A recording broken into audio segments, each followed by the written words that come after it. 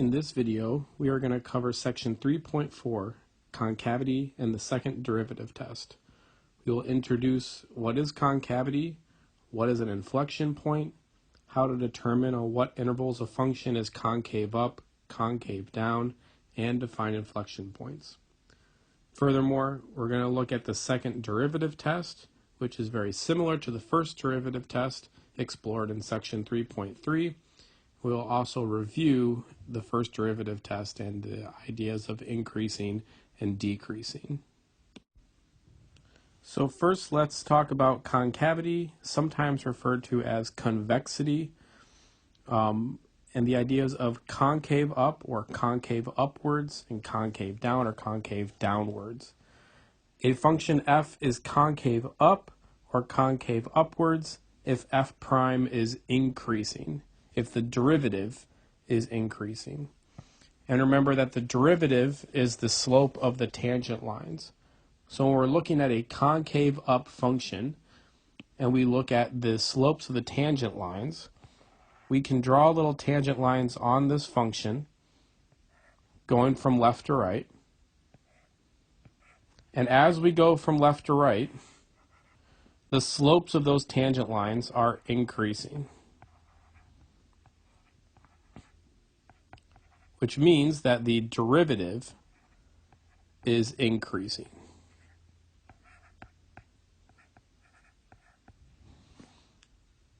When we're thinking about concave down, again from left to right, here the slopes start positive.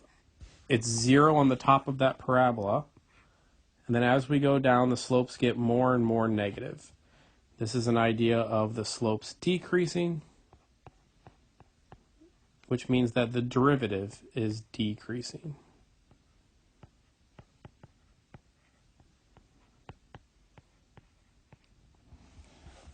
When I think about concave up, I always think about this idea that it looks like a smiley face. So when I'm thinking about concave up, I'm going to draw this smiley face as the smile looks like a concave up function, and we're thinking about concave down, we're going to look at a frowny face with a frowny face in the middle there. This is a silly way to remember concave up and concave down, but it has helped me in the past a lot. The reason for the pluses and the minuses for the eyes are important. We will discuss that in a little bit. In order to really understand concavity, we need to understand increasing and decreasing, which was explored earlier in this chapter. So let's recall that idea. When f prime is greater than 0, we have that f is increasing. And when the derivative is less than 0, f is decreasing. When the derivative is positive, increasing. When the derivative is negative, we are decreasing. So here we have a picture of a function, its derivative, and its second derivative. And let's just look at the relationship between the derivative and whether the function is increasing or decreasing. So here I'm going to draw the intervals that the function is increasing. That is going up from left to right, here in red. When we think about those same intervals on the derivative, those correspond to these sections of the derivative that are above the x-axis. This is the idea that when f is increasing, the derivative is positive or above the x-axis.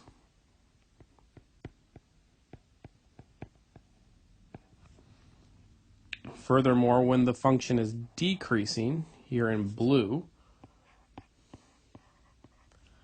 that means that the derivative is below the x-axis, or negative.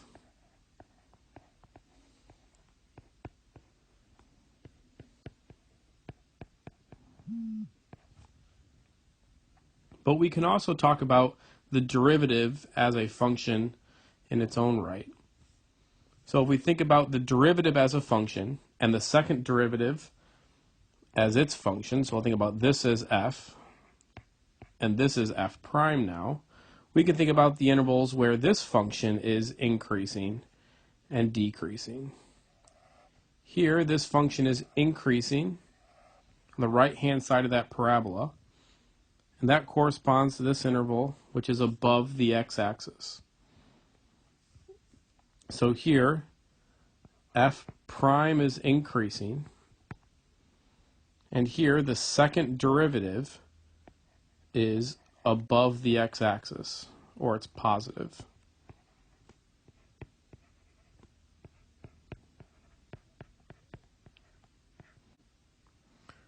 When the derivative is decreasing, shown here in yellow, this corresponds to this interval on the second derivative. Second derivative is less than 0 or below the x-axis. Now from above, or from the previous slide, we know that when the derivative is increasing, this means that the function is concave up. It corresponds to that same interval, so what looks like a smiley face here. And we know when the derivative is decreasing, we have that f is concave down, corresponding to this interval.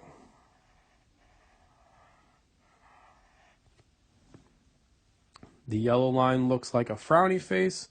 It changes at 0, and then it begins to look like a happy face. Concave down and concave up. The relationship about concave up and concave down with the function is the same relationship with increasing and decreasing in the function. It's just looking at one derivative down the road, the second derivative, instead of the first derivative. Let's continue looking at this example, but we're going to focus now on those points where we change from increasing to decreasing, or change from concave up to concave down. So first, let me label when this function is increasing, decreasing, concave up, and concave down. We're going to do that in this way. In red here, we're going to draw where this function is increasing and concave down.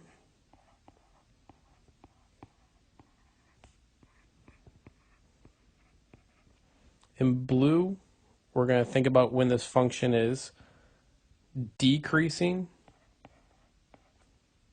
and concave down.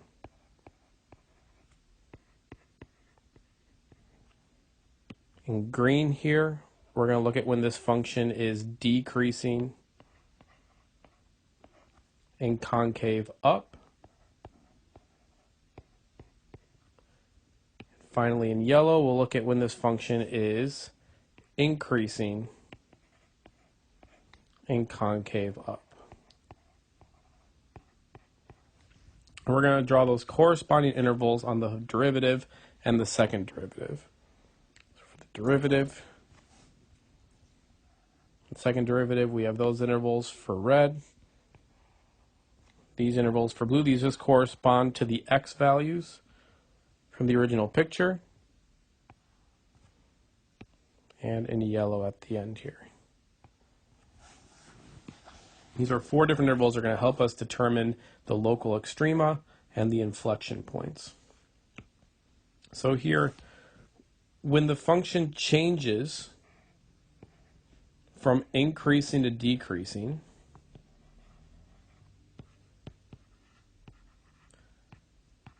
this is going to be a local extrema. And we learned from section 3.3 that if we change from increasing to decreasing, then this represents a local max.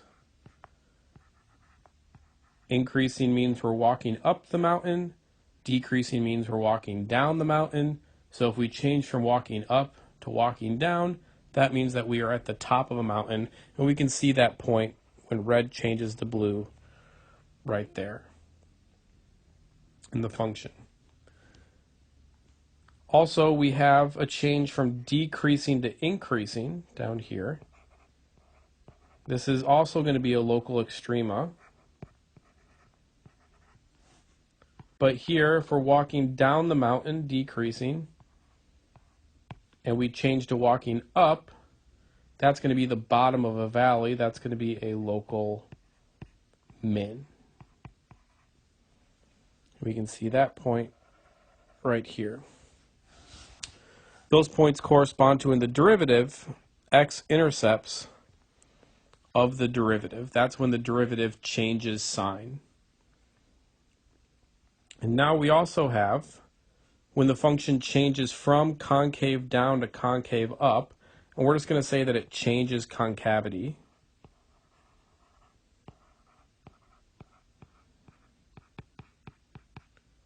That's going to represent an inflection point, and we see that at 0 right there.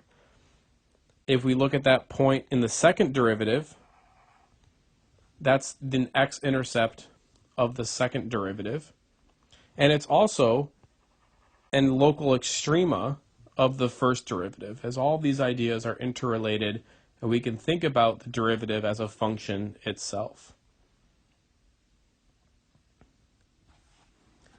So when we're thinking about special points of a function, we can think about, first off, special points being x-intercepts of the function.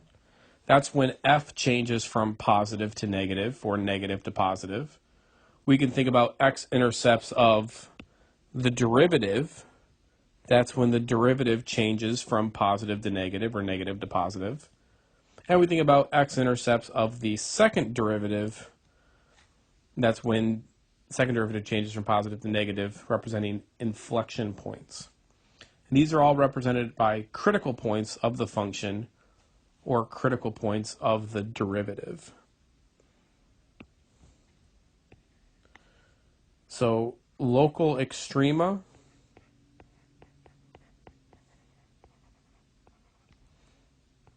are always critical points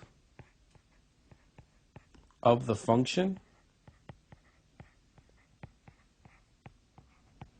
And now we have that inflection points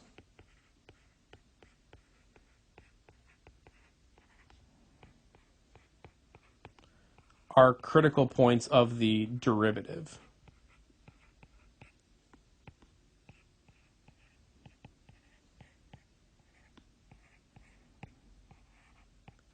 And if we are trying to analyze some function, it's going to come down to knowing what are the critical points of f and what are the critical points of f prime. And in this next example, we're going to try to find those points. So here in example 1, we want to find the local extrema and inflection points of the function negative x to the fourth plus 2x cubed plus 8x. So in order to find the local extrema, I need to find the critical points of the function. That is when we have f prime equal to 0 or when the derivative does not exist. We do need to consider that second case always, even though sometimes it's not going to give us anything. So here we're going to look at the derivative. This is a polynomial, so the derivative is relatively easy to calculate. This is going to be using the power rule, negative 4x cubed plus 6x squared plus 8. And if I want to find the critical points, I will set that derivative equal to 0, and I can also see when the derivative does not exist. This function is not easy to factor, and it's not easy to find when this derivative is going to be 0, but using an online tool, we can see that this is going to factor as negative 2 times x minus 2 times 2x squared plus x plus 2. And this will always just give that x minus 2 is equal to 0 or x equals 2. This 2x squared plus x plus 2 is always positive. So it's not going to give any other points with 0. You are not going to be expected to know how to factor that, but given the factorization, we could conclude what that critical point is. Furthermore, we know that f prime does not exist nowhere, as it's a polynomial. There's no issues there. So we have our critical point is just x equals 2.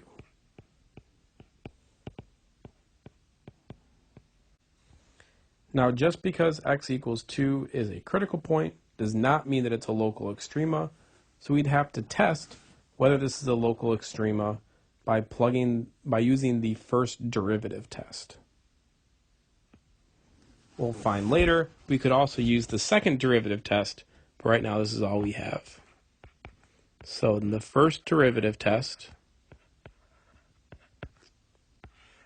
we are going to look at points before and after 2 in the derivative. We're going to be checking whether the derivative is positive and changes to negative, or negative changes to positive, or neither. So let's pick a couple points here. How about 0 and 3 are nice points before and after 2. We think about f prime of 0 is going to be negative 2 times some negative number times some positive number. It's going to give us a positive number. Plugging it into the factored form, negative 2 times 0 minus 2, which is negative, and we always said that that second part is always positive. So we have a positive value here, and f prime of 3 is going to give us a negative 2 times a positive number. Again, times a positive number will be a negative number. And there we go. So since the derivative changes from positive to negative, it's like the function is increasing, changes to decreasing. That means that we have a local max at x equals 2.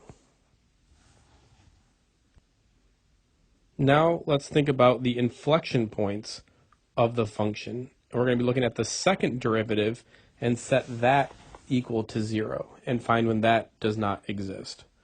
So here, the second derivative, again, is easy to find as this is a polynomial. Using the power rule is going to give us negative 12x squared plus 12x plus 0. And if we're going to set this equal to 0, we can factor out a negative 12x, and we'd be left with x minus 1, which gives us 2 points, x equals 0 and x equals 1. Also, we're always going to be checking, even though it's not going to give us anything in this example, when does the second derivative not exist? And there's no points here, nowhere. We don't need to do any checking, although we could with a second derivative kind of test. But we have that our inflection points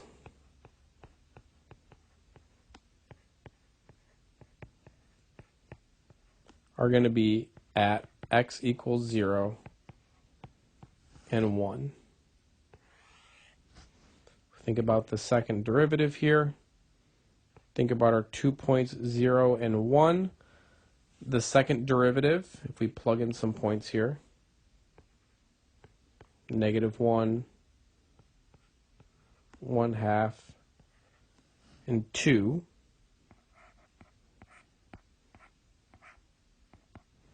The second derivative at negative 1 is going to give us negative 12 times a negative number times a negative number is negative.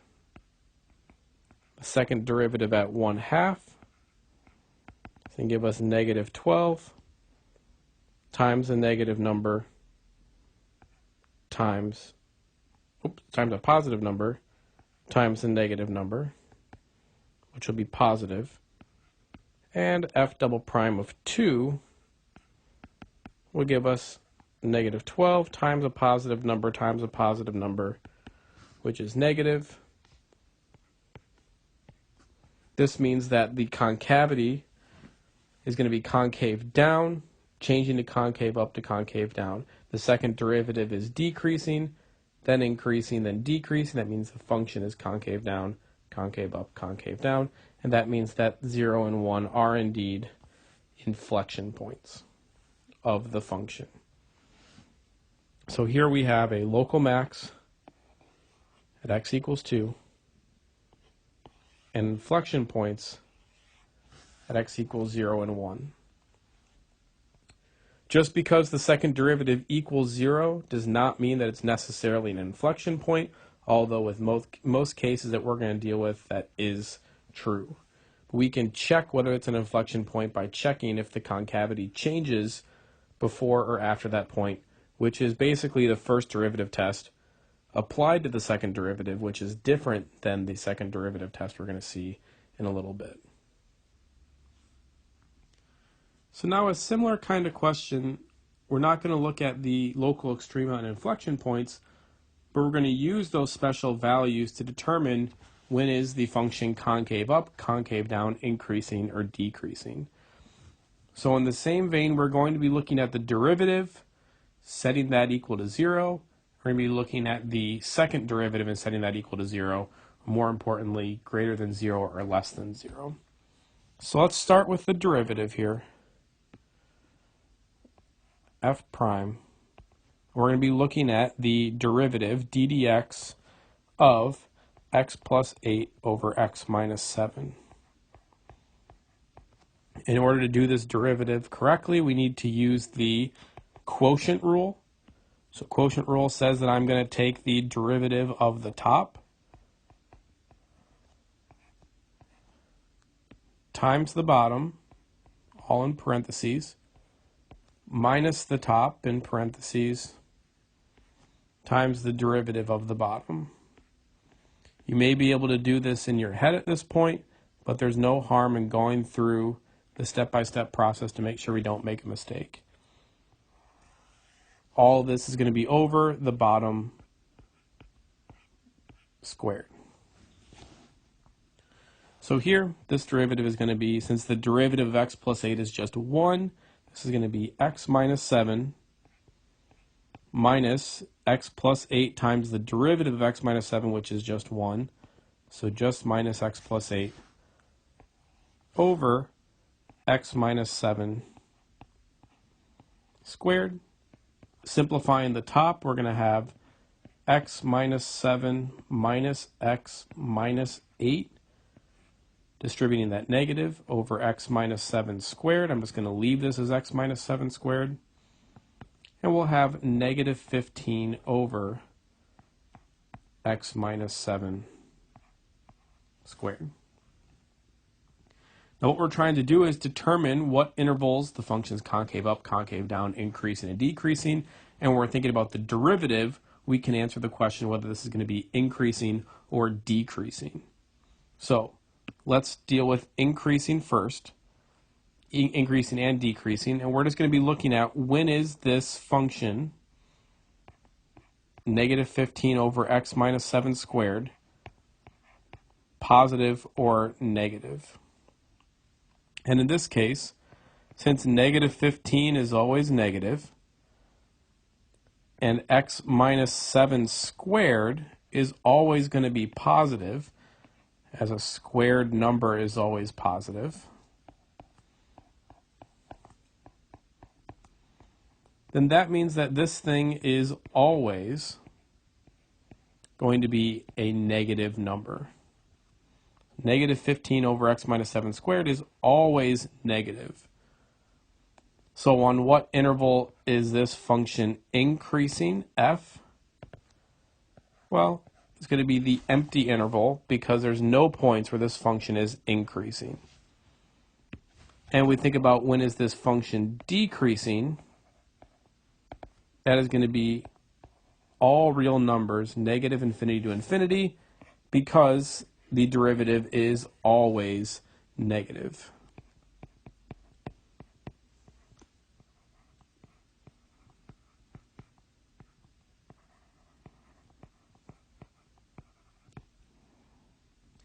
Now let's do the same thing, but let's now look at the second derivative of the function.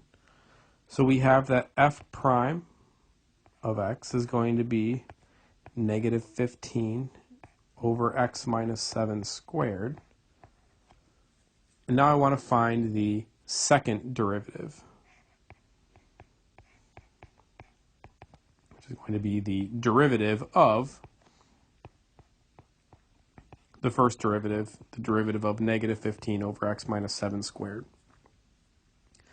Now you could use the quotient rule on this, but there's a much easier way of doing it, and that is by rewriting this as negative 15 times x minus 7 to the negative 2, and then doing the chain rule on that function. This will give us negative 15 times negative 2 is positive 30 times x minus 7 to the negative 3. Then the chain rule thing that you maybe don't have to write down, times the derivative of the inside, x minus 7, which is just 1. So this is going to be equal to 30 times x minus 7 to the negative 3. Or we can write that as 30 over x minus 7 cubed. And we need to analyze when is this function, the second derivative, positive and negative. And we know that 30 is always positive, and x minus 7 cubed is going to be positive when x minus 7 is greater than 0. That's when x is greater than 7. And x minus 7 cubed is going to be negative when x minus 7 is less than 0, or when x is less than 7. So there we have that the second derivative is positive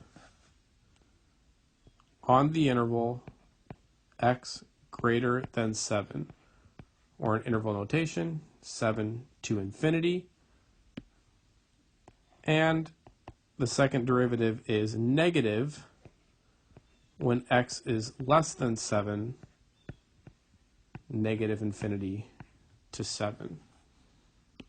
So answering the question, we have that f is concave up on the interval 7 to infinity,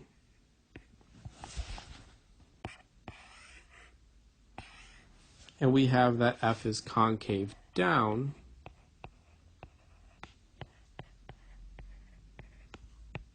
on the interval negative infinity to 7.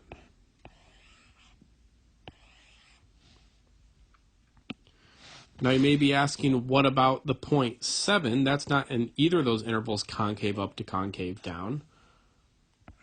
Well, x equals 7 is an inflection point. It changes from concave up to concave down, or more specifically concave down to concave up at that point. A function doesn't have to be concave up or concave down. We could think about a little example here. What if my function was just a straight line? This is neither concave up or down. So you need to be careful. It's not going to be either concave up or concave down. It could be something, this would be what we call constant.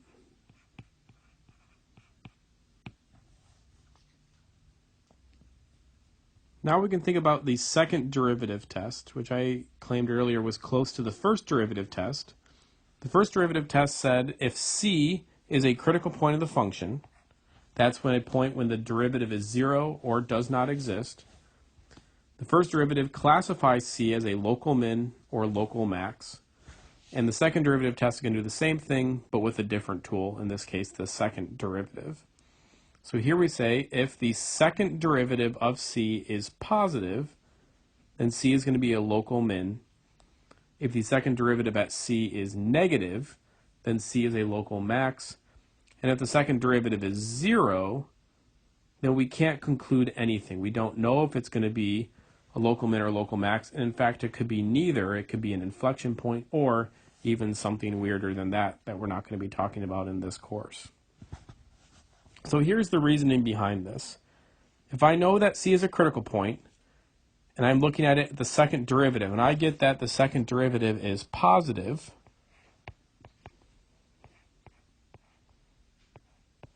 that means that we are concave up at this point. So let's draw a function here that's concave up. And if I know it's going to be a critical point, it needs to be that exact point, which is going to be the bottom of that valley. And this will give us a local min. And if f double prime of c is less than 0, then what we're saying is that the function is concave down at that point. And if we draw a little function here that is concave down, it looks like a frowny face. And if there is a local extrema at that point, it has to be the top of that mountain. And this will give us a local max. So here's where I'm really using this idea that when the function is concave up, looks like a smiley face. The second derivative is positive, hence the positive marks for eyes. And if we have a local min, it's going to be the bottom of the valley. And if the second derivative is negative, it's going to be a frowny face. And the top of that frowny face is the top of the mountain. It's going to be a local max. Now, many students get confused. If we want it to be the second derivative is positive, it's going to be a maximum. We associate positive with max and negative with min. It is opposite in this case, but all we have to do is draw a frowny face or a smiley face, and we can see whether it's going to be a local min or a local max very quickly.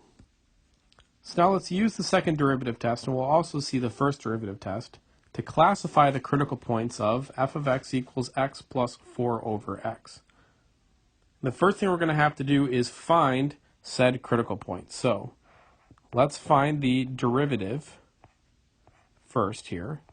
The derivative of x plus 4 over x is going to be 1 plus the derivative of 4 over x. We do not need to use the quotient rule here. We could write this as 1 plus the derivative 4 times x to the negative 1. That's going to be 1 minus 4x to the negative 2, or 1 minus 4 over x squared. It is commonplace to think that in order to do the derivative of 4 over x, we need the quotient rule, but a simple little algebra exponent thing makes this a very straightforward derivative to do. So in order to find the critical points, I'm going to take this derivative and I'm going to set it equal to 0. I can multiply both sides by x squared, which will give us x squared minus 4 equals 0 times x squared, which is just 0. This will give us x squared minus 4 equals 0. X squared equals 4, adding 4 to both sides, and x is equal to positive negative square root of 4, or positive negative 2. We should also be wary, when does the derivative not exist? And here there actually is a point. We have at x equals 0. There is an issue because the denominator cannot be 0. So we have 3 critical points that we are going to have to classify with the first derivative and second derivative. Critical points being x equals -2, 0, and 2. So first, let's use the first derivative test to take care of this. This is going to be a review of section 3.3, first derivative test. Here we are going to look at a little number line, and we're going to put all of our critical points on that number line. -2, 0, 2. This number line represents the first derivative, and we are going to test whether the derivative is positive or negative on intervals before and after that critical point. So let's pick a couple points here. -3, -1, 1, not 4, how about 3? Those are probably the easiest points to check. And we're going to check whether the derivative is positive or negative at that point. So here we go. Let's look at f prime of -3. This is going to be 1 minus 4 over -3 squared. This is going to be 1 minus a negative number. We say 1 minus 4 over 9, and that is a positive number.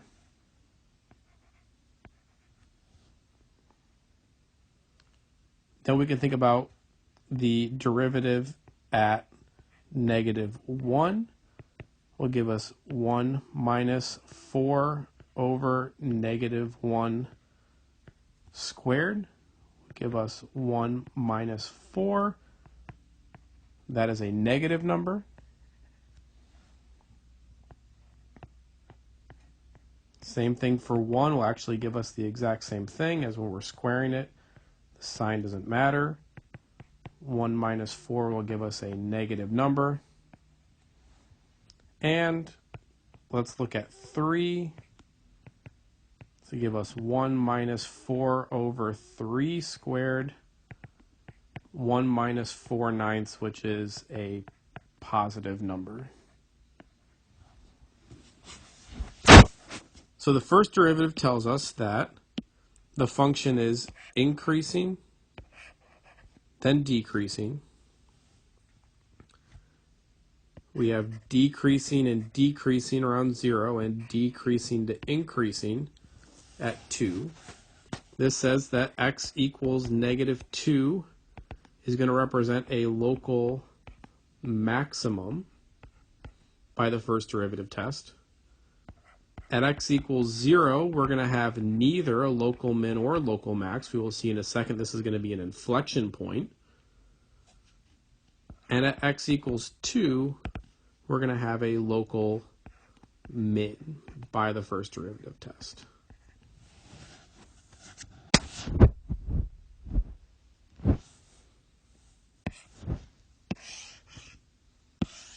Remember, the first derivative test is not going to classify any inflection points, but we can classify local min and local max by looking at the sign of the first derivative.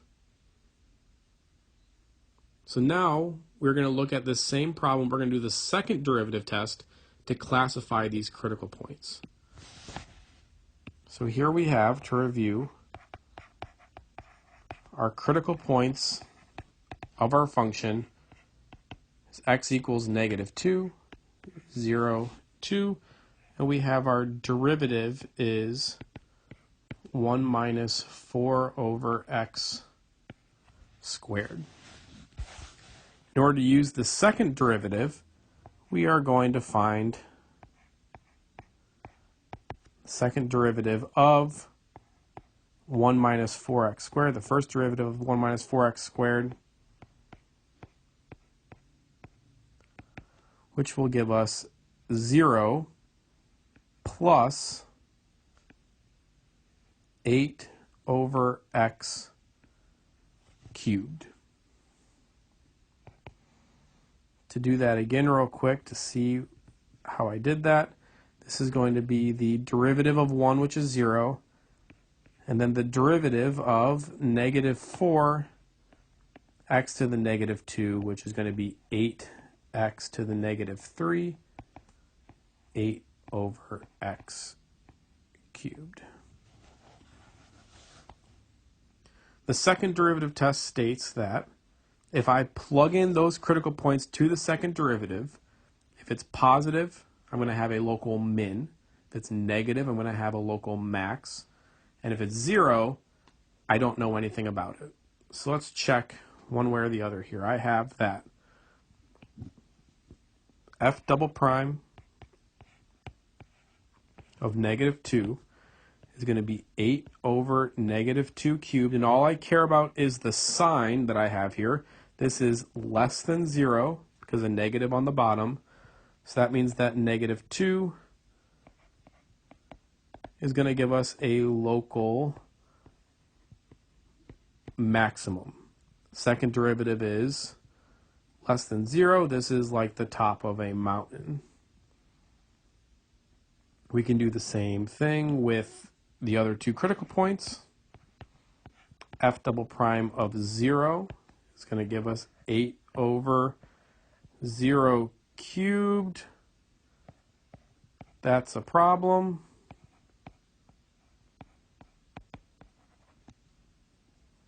Second derivative test does not work here.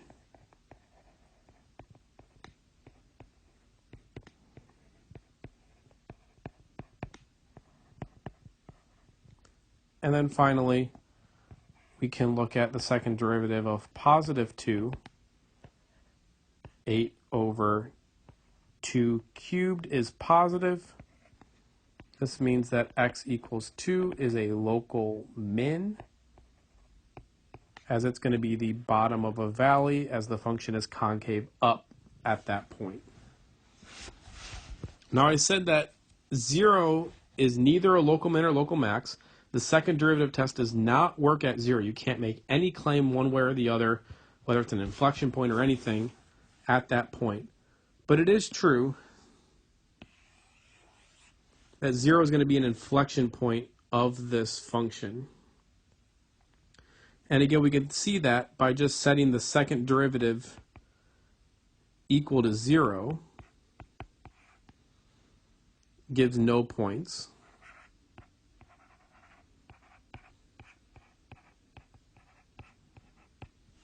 When we think about when the second derivative is or does not exist, we still have x equals 0 here. And if we think about the second derivative at special point 0, the second derivative changes from negative to positive at that point. We kind of already did that work. You can plug in negative 2 and 2 to see that. And this is going to be the concavity changing. So x equals 0 is an inflection point. Not that this was needed in this problem, but we could determine that. Now note that x equals 0 is not even part of our domain of our original function, x plus 4 over x, but it's still a point where the concavity changes at that point. It was not a point where a function changed from increasing to decreasing. So we need to be careful of that. Now lastly in this section, I claim that a function doesn't have to be increasing or doesn't have to be concave up or concave down. We can think about a quick little example here. If I have some function, I'm just going to draw just a random function here.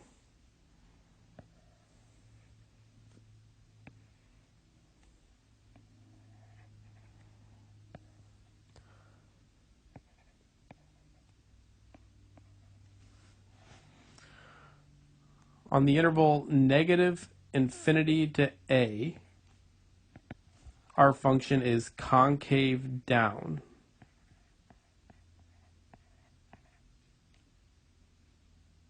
and increasing.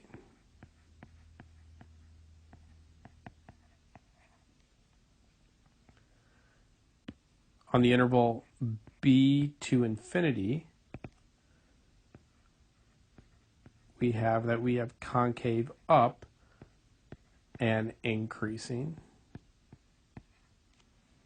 And on the interval a to b, we have a constant function. It's neither increasing nor decreasing. It's not going to be concave up or concave down.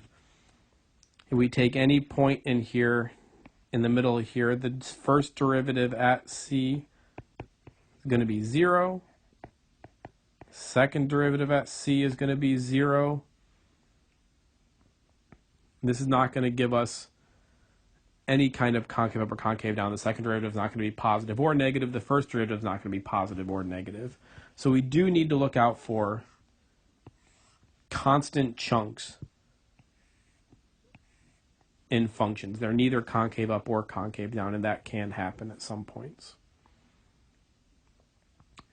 Looking back at this section, there's a lot of similar things to section 3.3. If you're unfamiliar with those, please go back and review 3.3 and review this section as well. Thank you.